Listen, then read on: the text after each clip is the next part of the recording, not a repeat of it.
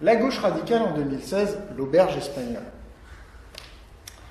Alors, ce n'est pas qu'une référence à Podemos et au film de Clapiche, qui sont séparés de quelques années quand même, et c'est pas si péjoratif que ça. L'auberge espagnole, c'est l'endroit où on mange ce que les autres rapportent.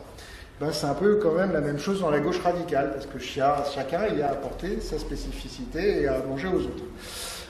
On y trouve les héritiers du communisme européen sous toutes ses formes, de ceux qui redécouvrent les vertus de l'eurocommunisme dont je parlais dans la partie historique, à ceux qui n'ont pas totalement fait le deuil de la belle époque soviétique, des mouvements animés par des personnalités et ou des groupes politiques issus de l'extrême gauche, mais qui ont choisi l'action politique, l'action parlementaire, l'action électorale, et ont choisi un certain nombre d'adaptations pour y faire face, et ont su aussi traduire des mobilisations populaires et sociales nouvelles, et on y trouve aussi une partie de la gauche nordique écologiste, notamment les camarades, enfin les écologistes danois et finlandais. Ou encore d'autres mouvements plus anciens, on y reviendra, qui n'ont strictement rien à voir avec tout ce que je viens de décrire juste avant. Deux pôles essentiels dans la gauche radicale. Le premier est deux pôles essentiels parce que ça ne réduit pas ce qu'est la gauche radicale. Le Parti de la gauche européenne, créé en mai 2004 et aujourd'hui présidé par Pierre Laurent, après avoir été présidé par Fausto Bertinotti, puis Lothar Bisky, donc un Italien puis un Allemand. Donc Pierre Laurent, qui est notre secrétaire national du Parti communiste, vient de chez nous.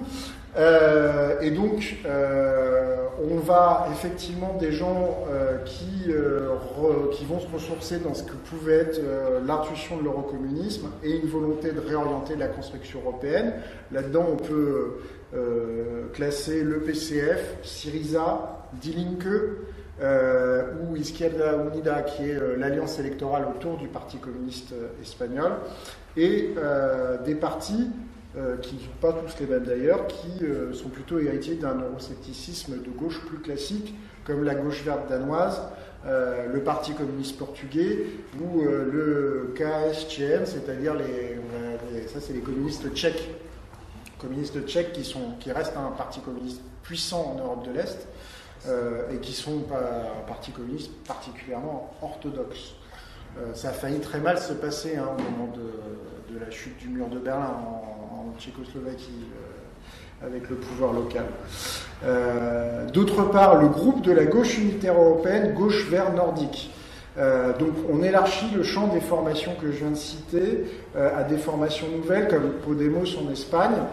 On a fait une formation sur Podemos, je ne vais pas y revenir dans le détail, ou le CEL, Sinistra, Ecologia et Libertà, dont je parlais tout à l'heure en Italie, ou des structures beaucoup plus anciennes et qui viennent d'une tradition politique totalement différente, comme Sinn Féin en Irlande, le mouvement républicain irlandais, d'ailleurs en République d'Irlande autant qu'en Irlande du Nord, le Parti socialiste néerlandais,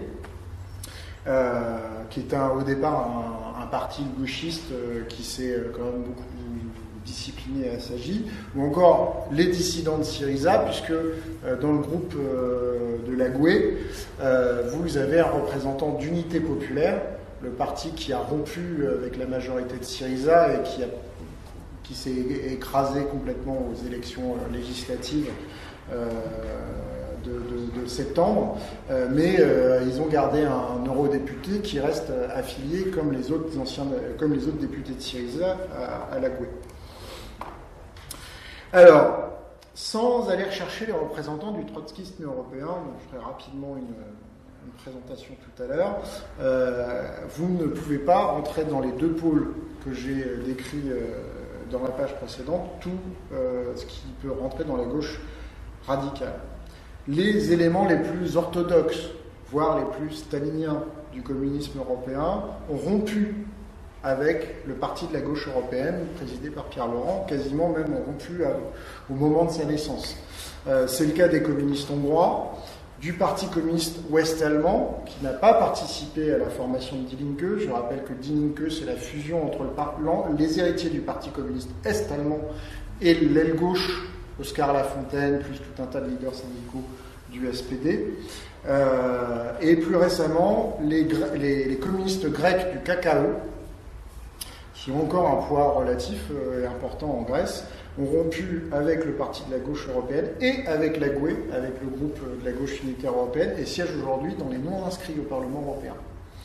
Voilà. Les pires opposants à Tsipras, au gouvernement de Tsipras en Grèce, aujourd'hui, c'est le KKE. Les membres du parti de la gauche européenne sont parfois incapables de bâtir des stratégies communes. Les frères communistes, ennemis communistes italiens sont incapables de s'entendre. Vous avez deux partis communistes italiens en Italie. Le parti de la refondation communiste, dont était issu Fausto Bertinotti, l'ancien président du PGE, et vous avez le parti des communistes italiens. Et le parti des communistes italiens a refusé de faire liste commune aux européennes avec le Refondation communiste, le CEL et les Verts du Haut-Adige qui avaient monté la liste L'autre Europe avec Tsipras. Les divergences croissantes, mais on ne s'étendra pas là-dessus parce qu'on les connaît entre PCF et parti de gauche en France, pour tout un tas de raisons, que ce soit de stratégie électorale en France ou d'analyse de la situation grecque, on y reviendra. Le Parti populaire socialiste danois aurait parfaitement sa place au PGE, parti de la gauche européenne, mais aujourd'hui il est membre des Verts européens. Alors que pourtant c'est un parti qui est beaucoup plus éco-socialiste qu'écologiste, comme j'ai dit tout à l'heure.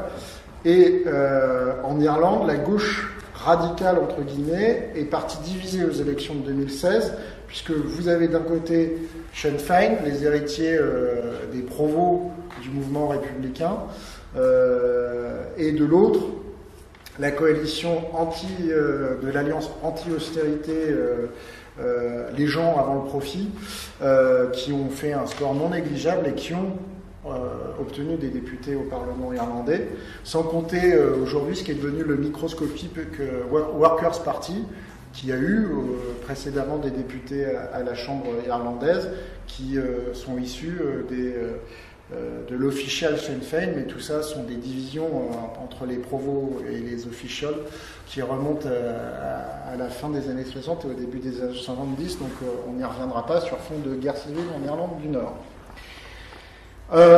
Et enfin, les expériences grecques et espagnoles divisent tant sur la forme que sur le fond. Désaccords nombreux, évidemment, sur l'attitude de Tsipras et de son gouvernement par rapport au troisième mémorandum et au récent accord migratoire qui ont de fait été imposés à la Grèce.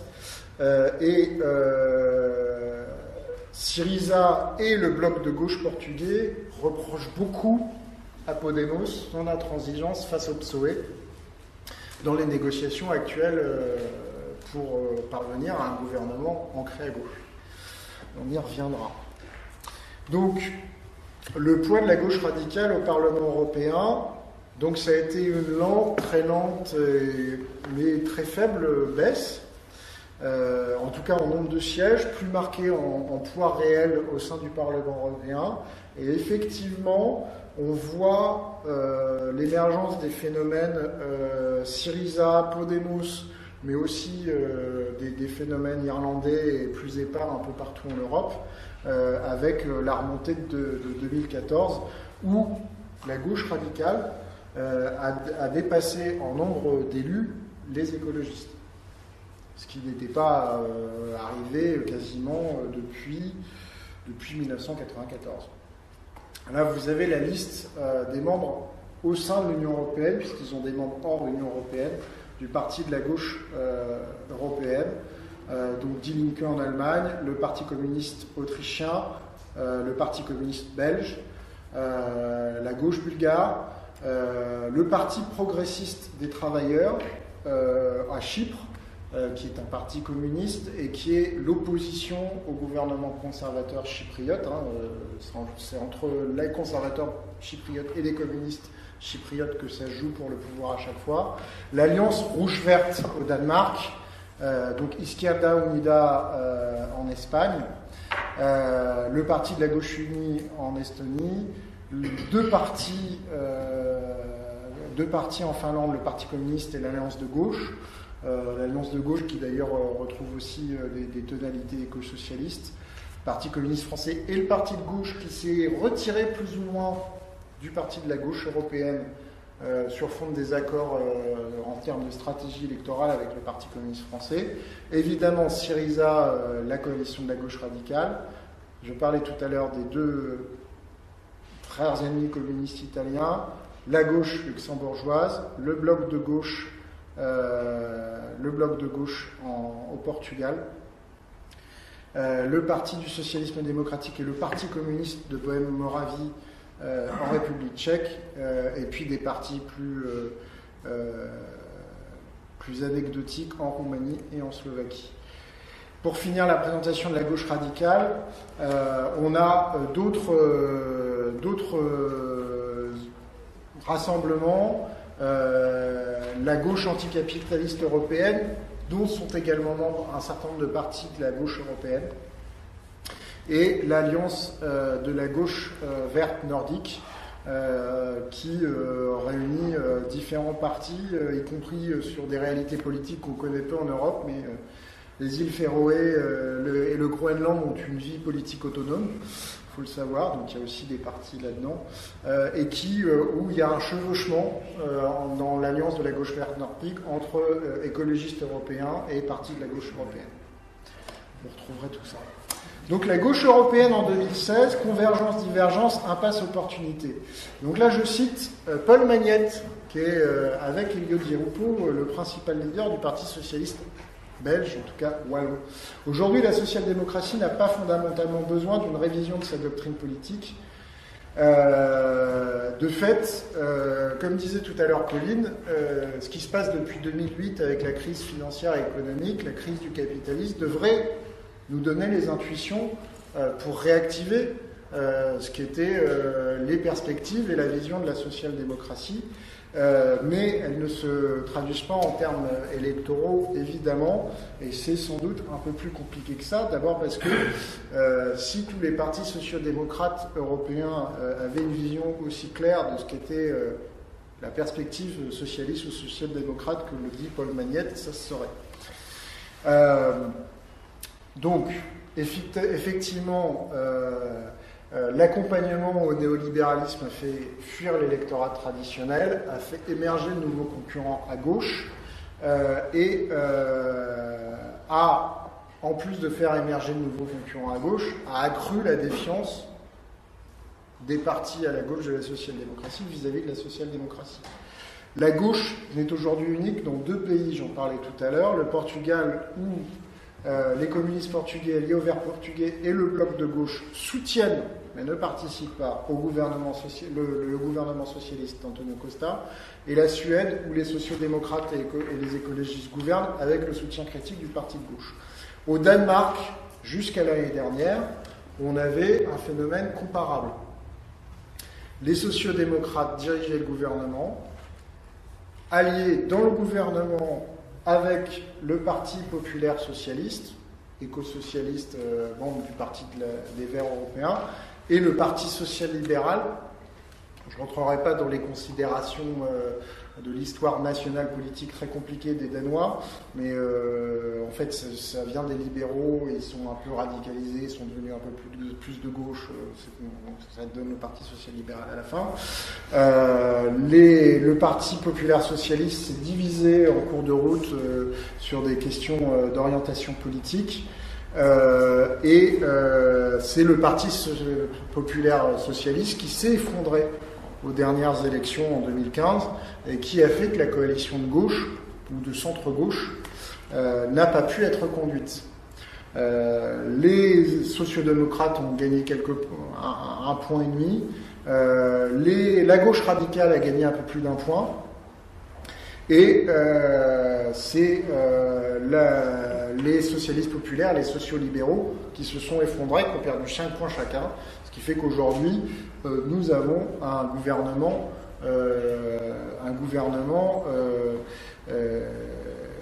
de droite minoritaire au Danemark, parce qu'il n'y a plus la possibilité de faire de gouvernement de gauche, donc tout le monde s'accorde pour que la droite ait sa chance. Voilà. Et de fait, quand la gauche radicale ou la gauche verte gouverne avec les sociodémocrates, sa capacité à résister politiquement dépend largement de sa capacité à résister à la pression libérale qui est exercée sur les leaders de ces gouvernements sociodémocrates.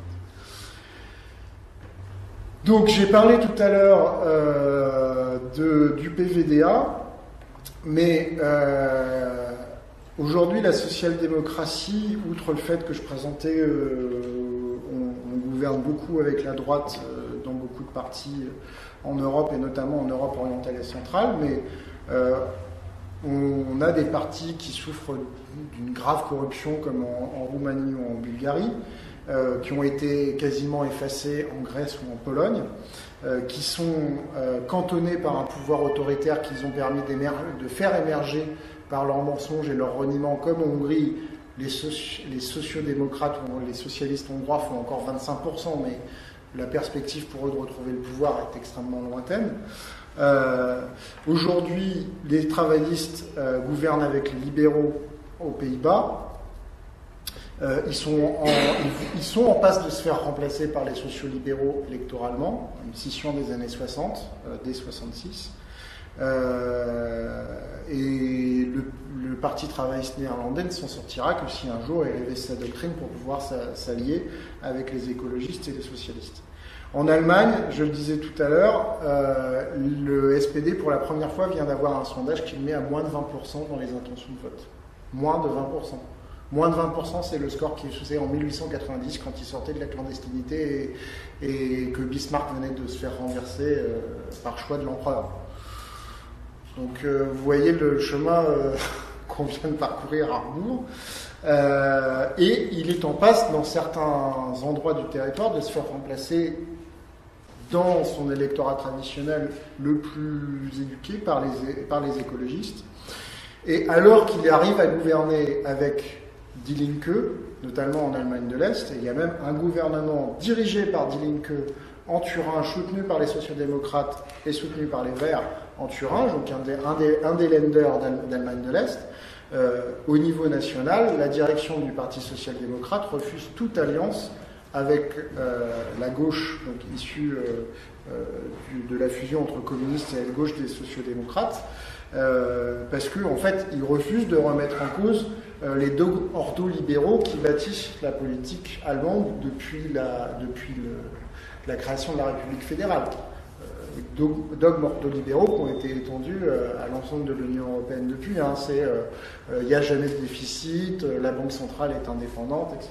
etc. Donc, et malgré l'obtention du salaire minimum, aujourd'hui, la grande coalition se fait au détriment des sociodémocrates. En Italie, Matteo Renzi gouverne au centre. Il n'y a pas de dynamique à gauche, écologistes et gauche radicale sont éparpillés. Et de fait, je pense que les Italiens sont redevables à Matteo Renzi d'une certaine stabilité et crédibilité après des années de berlusconisme. Et puis avec le bordel que ça a été, avec le mouvement populiste 5 étoiles, où on ne savait plus où on couchait et où on allait. Enfin, en Espagne, les négociations sont en cours. Podemos et PSOE s'affrontent fortement pour savoir où sera le curseur dans l'orientation politique du nouveau gouvernement. Par ailleurs, Podemos, PSOE plus la gauche unie, c'est-à-dire le Parti communiste espagnol et ses alliés, n'auraient pas à eux seuls une majorité, il faudrait qu'ils s'entendent avec les partis régionalistes. Ce ne serait pas une première fois en Espagne, ce ne serait pas facile à gérer, mais ça s'est déjà fait, donc c'est pas impossible.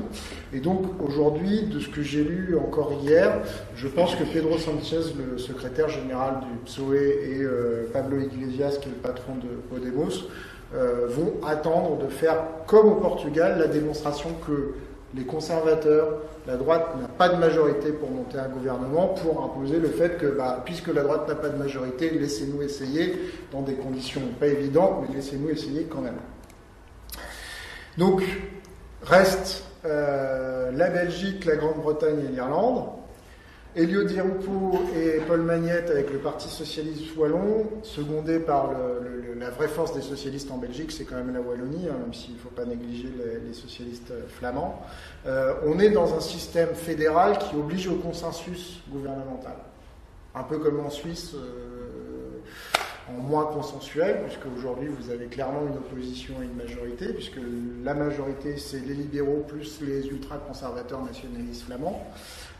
Et donc aujourd'hui le Parti socialiste belge a toute l'attitude pour dénoncer une politique très libérale et très conservatrice. Et ce qui est marrant, c'est que dans l'opinion publique, personne n'a jamais tenu rigueur à Elio Di Rupo et au Parti socialiste belge de n'avoir précédemment pas pu mettre au pouvoir en pratique son programme. Puisque comme on est dans un système consensuel, le Parti socialiste wallon est obligé de tenir compte de ses alliés, qui étaient parfois des alliés de droite, puisqu'il fallait faire tourner la boutique fédérale. Et donc tout le monde savait que le Parti socialiste wallon, qui a des orientations parmi les plus à gauche des socialistes européens, en tout cas aujourd'hui, ne pouvait pas mettre l'intégralité de son programme en application. Donc visiblement, les Belges savent ce qu'est la distinction entre conquête et exercice du pouvoir, comme l'avait défini Léon Blum dans les années 30. Mais aujourd'hui, cette situation d'opposition très claire permet que le Parti du travail belge, ex-maoïste, se dit même prêt à discuter avec le Parti socialiste wallon. Je ne suis pas sûr que ça bâtisse une majorité à la fin, mais bon, pour dire que ça bouge, quoi. Donc, situation compliquée en Grande-Bretagne. Jeremy Corbyn est donc le nouveau chef, avec une volonté claire de réorienter à gauche, une volonté claire de trouver des alliés au Parti travailliste. Sauf que les alliés à trouver pour le Parti travailliste sont ses principaux concurrents à gauche et dans le contrôle de territoires déterminants pour la survie même du Parti travailliste. Autant ce sera facile de discuter avec les Verts, autant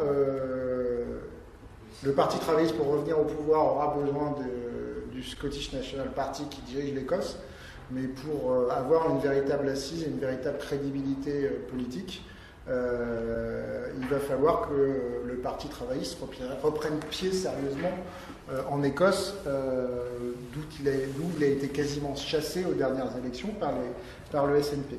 Et enfin, reste l'Irlande, où on n'en finit pas de vivre les divisions de la révolution irlandaise de 1916 et les attendus de la guerre civile en Irlande du Nord dans des années 60, de la fin des années 60 à la fin des années 90, et où néanmoins Gerry Adams, qui était le leader des républicains irlandais en Irlande du Nord, est descendu en République d'Irlande, a reboosté Sinn Féin, l'a fait passer de 5 à 20% en quelques années, puisqu'il a fait 20% aux dernières européennes, mais il a connu un véritable échec aux dernières élections législatives de février 2016, puisqu'ils n'ont fait que 14%, donc très loin de leurs attentes. Néanmoins, on peut dire que les républicains irlandais ont remplacé à gauche sur un discours très socialiste, très solidariste, sur la question des charges de paiement de l'eau, sur la question de la crise du logement, etc. Et ils ont complètement remplacé dans la gauche irlandaise, qui était le Parti travailliste qui en général servait de partenaire de remplacement pour les deux grands partis de droite qui étaient Fine Gael et Fianna Fáil, qui sont eux-mêmes des descendants très lointains des républicains irlandais. Donc tout ça n'est pas simple. Au niveau européen, et ce sera la conclusion, qu'est-ce qui se passe? Les socialistes, et pas que les socialistes ancrés aux ailes gauche des partis socialistes, mais en tout cas un certain nombre de sociodémocrates et socialistes discutent dans le Left Caucus au Parlement européen avec les représentants parlementaires de la gauche radicale et des écologistes. On ne sait pas ce que ça va donner, on voit que les votes restent encore très largement divergents, mais voilà. Alliance Against Austerity, fin mars, Syriza et le Parti de la gauche européenne ont invité plein de gens à Athènes, de différents groupes de gauche et partis politiques de gauche, où il y avait de très nombreux représentants de l'aile gauche du Parti socialiste français, pour discuter de la situation économique en Europe, de la réorientation de la construction européenne. Les travaillistes britanniques étaient annoncés, ils avaient confirmé, ils ne sont pas venus. Donc il reste du boulot à faire. Et enfin, pour conclure, attention à ne pas reproduire des positionnements intellectuels caricaturaux. La gauche radicale est sévère vis-à-vis des sociodémocrates, mais, comme je le disais tout à l'heure, le bloc de gauche portugais et Syriza s'inquiète bel et bien de l'intransigeance de Podemos vis-à-vis du PSOE, parce qu'ils ont besoin d'alliés en Europe, et que les Portugais et les Grecs aimeraient bien avoir un nouveau gouvernement de gauche au sud de l'Europe qui conteste l'orientation libérale européenne. Et les milieux gouvernementaux grecs s'inquiètent du rejet de François Hollande dans son propre pays et par sa propre gauche, parce qu'ils considèrent que Hollande est encore un de leurs alliés. Je pense qu'ils n'ont pas très bien compris ce qui s'est passé en juin-juillet dans la négociation, où grosso modo Hollande leur a dit « Abdiquez comme je l'ai fait, ça vous permettra de rester autour de la table des négociations ». Donc ils ont suivi son conseil. Mais, grosso modo, le gouvernement de Tsipras préférerait qu'il y ait un gouvernement de gauche qui soit réélu en France en 2017 et il ne voit pas qui ça pourrait être à part Hollande. Mais ils n'ont pas tout très bien compris la situation politique française. Voilà. Mais grosso modo, aujourd'hui, sans un ressourcement du logiciel des sociodémocrates en Europe, on voit mal ce qui pourrait faire bouger une dynamique à gauche, tant en termes d'alliance qu'en termes de contenu programmatique. C'est terminé. Et il est trop tard. Vous avez donc la parole. On a une petite demi-heure pour commencer à éteindre la lumière. À 55, il faudra qu'on ait commencé à bouger les chaises. Voilà, donc on a une petite demi-heure. Qui veut poser des questions, prendre la parole, machin. Nathanaël. Moi, c'est pas vraiment des questions, c'est plutôt des observations. En fait, je partage. Alors, moi, j'ai une spécificité, c'est qu'en fait, je pense que je suis un social-démocrate, réformiste, donc je suis au Parti communiste français. Donc, j'ai cette petite particularité-là qui fait que je travaille très bien avec les gauches du PS, mais peut-être un peu moins bien avec le Parti de gauche. Moi, ce qui me... En fait, c'est assez étonnant quand on voit les scores électoraux et le poids pondéré des deux grands blocs de gauche que sont le bloc social-démocrate habituel et le bloc dit de gauche radicale. Le bloc de gauche radicale n'a jamais autant pesé à l'intérieur du Parlement européen et pourtant, à mon sens, aujourd'hui, autant les années 2000 étaient les années de la gauche radicale. Je vous renvoie à la lecture d'un ouvrage coécrit par Philippe Marlière, Cameron Mouma et encore un qui faisait un panorama à la fin des années 2000 de la gauche radicale, qui à ce moment-là était vraiment porté, notamment avec en France la dynamique du non-TCE, etc. Et aujourd'hui, je pense que, alors que c'est une période électoralement la plus dure, pour le bloc social-démocrate, c'est le combat essentiel se joue aujourd'hui pour l'avenir de la gauche à l'intérieur du camp social-démocrate. Et il pourrait, à mon avis, moi je suis assez intéressé par ce qui se passe avec le Left Caucus, avec le fait que les gauches du Parti socialiste soient... mais aussi d'autres soient venus assez nombreux participer aux travaux de l'Alliance Against Austerity, parce que ça doit répondre, à mon avis, non pas à l'urgence du moment, qui est non pas de réviser le logiciel, parce que ça, on sait faire, la technique, les projets, tout ça, on sait très bien faire, mais c'est réécrire un récit collectif pour la gauche de transformation sociale en Europe. Et le récit collectif, c'est quand même celui qui donne sa place autant à l'individu, autant qu'il donne du sens à l'action collective. Et ça, je pense que c'est ce qu'on a perdu, ce qu'on ne sait plus faire à gauche. On savait le faire, on a su le faire à la fin du 19e siècle, le récit collectif socialiste. On l'a fait avec voilà, plus ou moins de bonheur, le récit collectif communiste dans les années, des années 1920 à 1960. Et puis aujourd'hui, on est en panne d'avoir un récit qui redonne une place à l'individu et en même temps qui redonne du sens à une action collective et qui dépasse le projet, parce que forcément, le projet, c'est pas une fin en soi, c'est jamais qu'un outil. Donc voilà ce que je voulais dire. Et voilà, moi je compte aussi sur, juste pour dire que les éléments qui font que j'ai de l'espoir, c'est Corbyn, c'est Elio Di Rupo, c'est le repositionnement du Parti socialiste portugais, c'est finalement peut-être ce qui pourrait arriver en Espagne. Il y a aujourd'hui des choses, et effectivement, comme disait Colin tout à l'heure, ce vent un petit peu fou qui nous vient du monde anglo-saxon, en fait c'est le monde anglo-saxon qui est en train de réveiller la gauche aujourd'hui, c'est quand même assez intéressant. Après l'avoir tué il y a quelques années. Après l'avoir tué. Qui d'autre voudrait prendre la parole? Je veux bien faire quelque chose d'hétérodoxe. Soit hétérodoxe. Le seul espoir que j'ai, et je vais m'expliquer après, c'est la renaissance des libéraux. Parce qu'il n'y a plus de libéraux en Europe, il n'y avait que des réactionnaires. Je vous avoue que moi, Tony Blair, pour moi, il n'avait rien de social-libéral. Quand Jospin a privatisé pour 250 milliards de biens publics français, ce n'était pas du libéralisme, puisqu'il a créé des monopoles privés, voire très volontairement dans certains secteurs, son Premier ministre des Finances a vendu des pans entiers de l'industrie française à des entreprises américaines. Vous savez de qui je parle, je ne cite pas son nom, c'est pas la peine. C'est comme tous les partis réactionnaires, c'était devenu un parti de voleurs. Comme tu l'as dit, les Polonais arrivent aux élections, découvrent un scandale, ils sont quand même réélus. Alors le coup, qu'est-ce comme ils sont très contents, les élections d'après, ils recommencent à voler. Alors, à voler comme c'est pas croyable. Et après ça, on s'étonne qu'il n'y ait plus de parti socialiste en Pologne. Il n'y a pas un parti socialiste en Europe qui n'a pas une grosse affaire.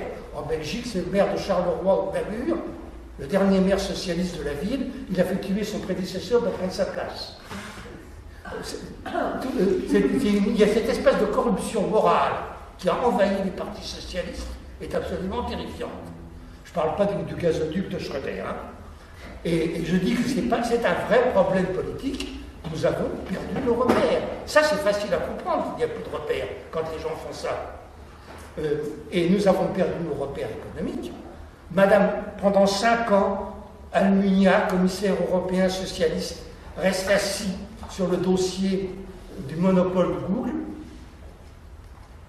Madame Vestager, et c'est là qu'on revient à ce que j'ai dit, qui est une libérale, c'est une danoise, les membres de son parti qui siègent au Parlement européen siègent dans le même groupe que les amis de Beyrouth.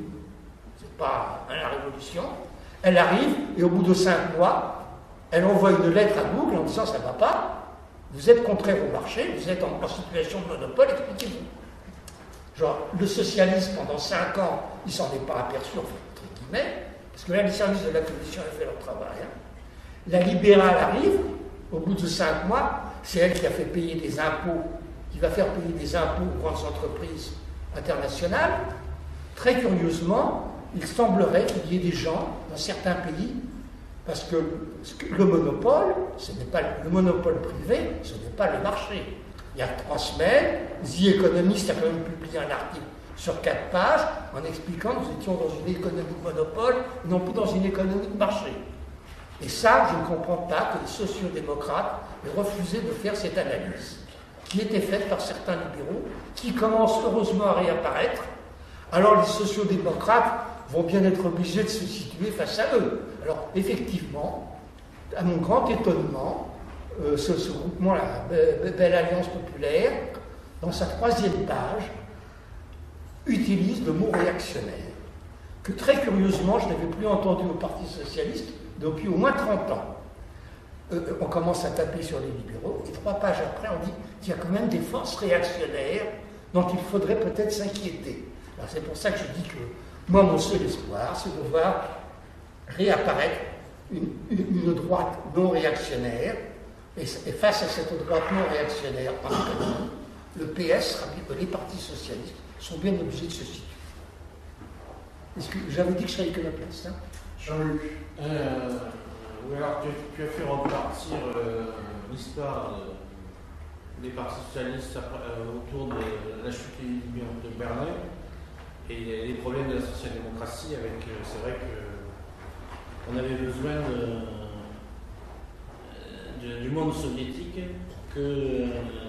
pour que le capitalisme laisse des choses arrangées à la classe ouvrière pour qu'ils deviennent communistes. Donc ça arrangeait bien les choses. Mais après 89, ça a quand même été clair que les libéraux se sont lâchés quand même. Mais il y a quand même eu des problèmes bien avant. Il y a le fameux bouquin sur les partis politiques, j'ai plus le nom de son auteur, mais qui est un classique de 1911, qui décrit la société-démocratie allemande.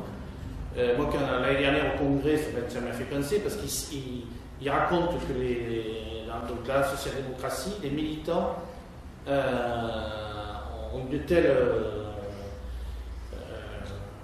confiance aux députés qui trahissent le programme du parti qu'il y a quand même une espèce de légitimisme, pas envers le président, mais envers le groupe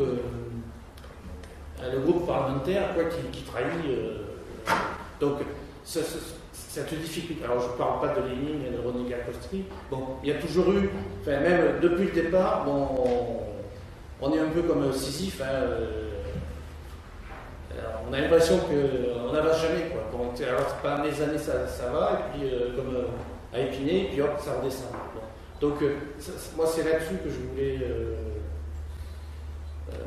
donner un éclairage. Et puis, une autre question sur le plus, pas conjoncturel, mais lié à des événements. Alors, pour la France, on peut dire qu'avec l'institution de la Ve République, le président qui a tous les pouvoirs, c'est plus facile de transformer les députés, le groupe socialiste en fétiche paysan, qui a l'effet Ve République. Bon. Par contre, pour l'Espagne, il n'y avait pas de président, c'était un roi, donc, et pourtant, on a eu un gouvernement espagnol qui a fait une politique de rigueur terrible. Il y a eu une corruption en Espagne aussi terrible. Au Portugal, alors je ne sais pas si c'est que des socialistes, mais c'était pas eux, c'était leurs frères, mais il y a eu des ventes de sociétés par les socialistes aussi. Donc, sous Socrates, donc là, on ne peut pas dire que, pour l'Espagne, on ne peut pas dire que c'est le président qui décide de tout avec ses conseillers. Et pourtant, on a des phénomènes parallèles. Est-ce qu'il y a encore une question que je puisse répondre ou pas? Alors, juste dans l'ordre.